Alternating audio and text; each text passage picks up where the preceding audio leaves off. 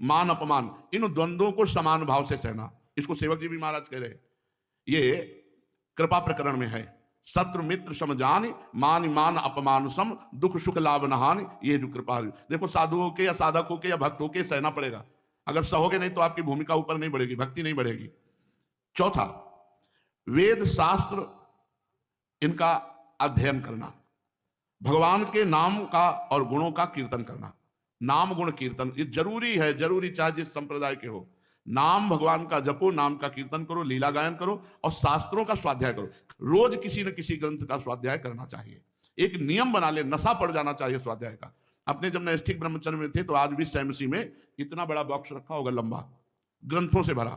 बस जहां नियम अपने जप का पूरा हुआ तो बस एकांत में बैठ गए, जंगल था, बस ग्रंथ पूरे महाभारत, योग वाशिष्ठ, सब जितने ग्रंथ जहां जहां जो मिलते बस उनका स्वाध्याय करना, स्वाध्याय का नशा था। तो तीसरी बात है द्वंद्वों को सहे, और चौथी बात है शास्त्रों का स्वाध्याय करें, नाम कीर्तन करें, भगवान की लीला कथा का कीर्तन करें। पांचवा, मन को बस में रखे। ये मन बड़ा चंचल है। मन तो चंचल सबनते, या को कौन उपाय, साधन को हरिभजन है, कै सत्संग सहाय।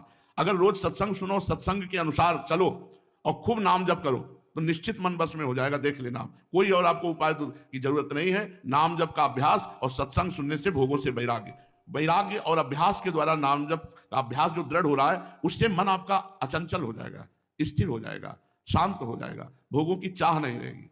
सच्ची मानना, भोगों की चाह नहीं रह जाएगी। तो ज्यादा उपद्रव करोगे तो भोग लायक नहीं रह जाओगे। दोनों बातें लिख लो। हमारे भगवान ऐसा ऑपरेशन करेंगे कि लायक नहीं रह जाओगे। तो हमें लगता है कि भोगों की चाह मिटा दो, बढ़िया रहेगा। नहीं, ऑपरेशन हो जाएगा, पक्का हो जाएगा ऑपरेशन। और वो ऑपरेशन करते हैं तो बहुत कड़वा ऑपरेशन होता है, क्योंकि जगत का ऑपरेशन जब होता है तो इसमें बेहोश का इंजेक्शन लगता है, और भागवती का ऑपरेशन जब होता है तो होश का इंजेक्शन लगता है, ये कहीं बेहोश ना हो जाए। अब आप समझो होश में ऑपरेशन कैसा होगा। बस ऐसा ही होता है, हे भगवान, हे नाथ, हे दीन बंधु। तो इसलिए हमें लगता है दवा खा के रोग बैठा लो तो अच्छा है, ऑपरेशन न करना पड़े। नहीं, देवर्षि नारद जी का ऑपरेशन हुआ था, चरित्र पढ़ के देख लो, ऐसा ऑपरेशन हुआ था, पूछो मत। भगवान को साप दे दिया, इष्ट देव को, आराध्य देव को साप दे दिया। बड़ा विचित्र भगवान का ऑपरेशन है।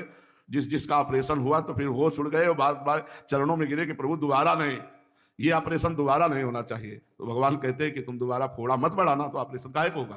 तो हमें लगता है ऑपरेशन तक बात ना पहुंचे, हमें लगता है कि पहले ही भगवान की कृपा से संभल के चलो तो ऑपरेशन नहीं। ऑपरेशन ऐसे होते हैं कि बस एक ही रास्ता दिखाई देता है। इसलिए मन को बस में रखो, कोई ऐसा कार्य ना होने पावे जो भगवान के मार्ग से खिलाफ है। छठवां, इंद्रियों को अधीन रखो। सातवां,